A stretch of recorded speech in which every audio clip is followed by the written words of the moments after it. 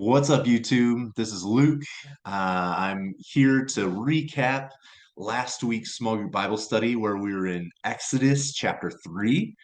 And this is really something that's going to kind of set the foundation for the rest of what we're doing this semester.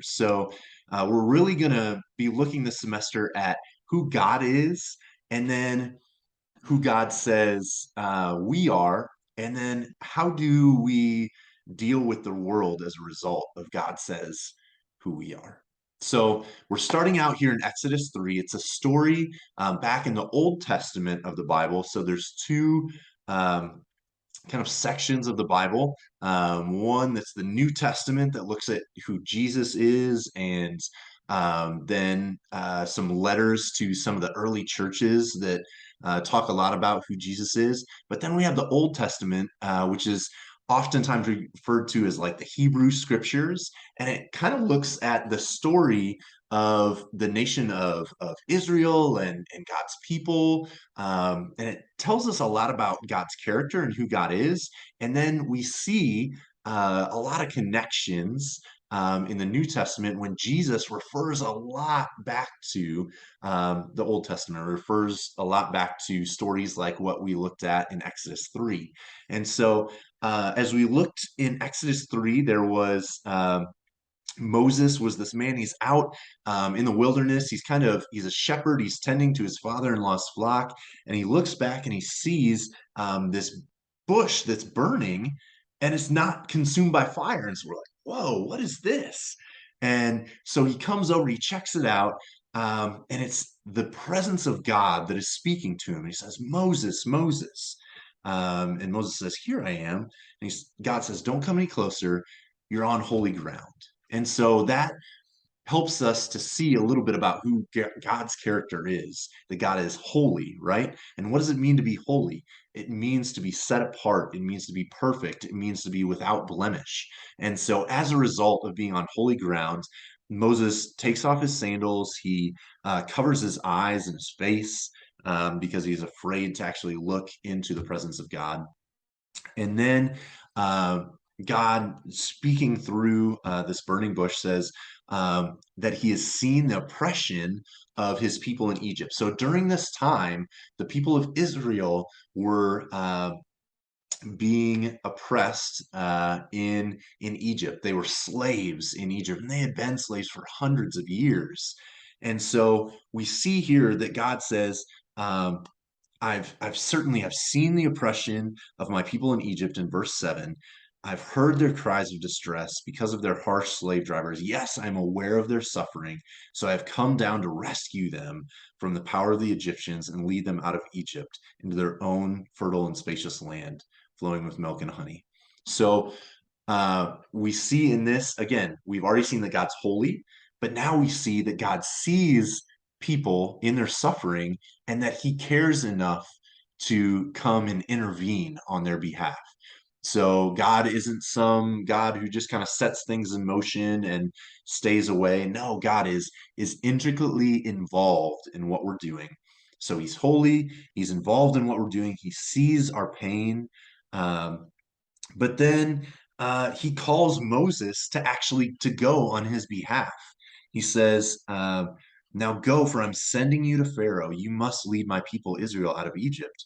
And Moses is like, "Whoa, wait a second. Who am I to go on your behalf, God?" So we see that God actually uses people to go on his behalf. He can do it on his own, but he calls people to go on his behalf.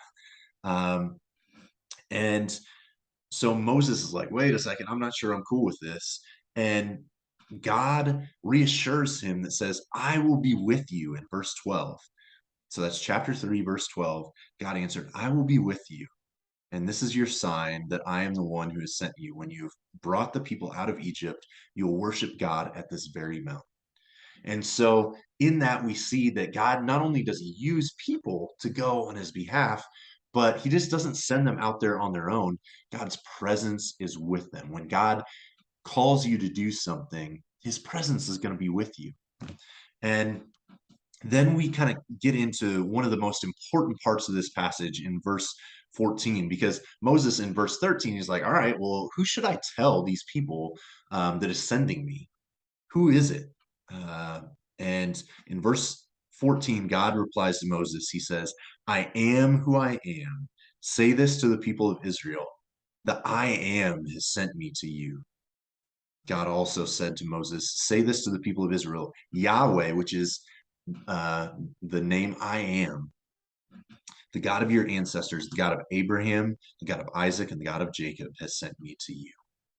This is my eternal name, my name to remember for all generations. And so there's something in that the I am means that there's nothing before him, right? So in that time, there would be gods for everything, right? The Egyptians had, man, they had gods for the river, they had gods for the rain, they had gods for things like locusts, they had all sorts of gods, little g gods.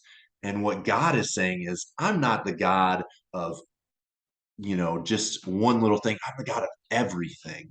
There's nothing before me and there's nothing after me. I'm the Alpha, I'm the Omega, which is the beginning and the end.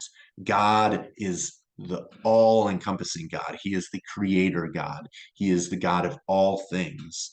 And he is calling himself the I am. And so that's going to be super important as we go on in future weeks that God is the I am. Okay. So let's do a little recap. What did we learn this week? We learned that God is holy. That means he's perfect. He's set apart. God sees our pain, our oppression. He desires to act on our behalf, but he uses people to go and to do those things, to act on his behalf. And his presence goes with those people who he sends, like Moses in this story.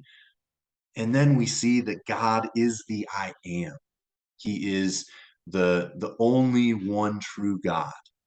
And so as you go out this week, I would encourage you just to reflect on that. What does that mean? That God is the I am, but not only that, that God uses people to go on his behalf and act on his behalf to institute his plans and his purposes in the world.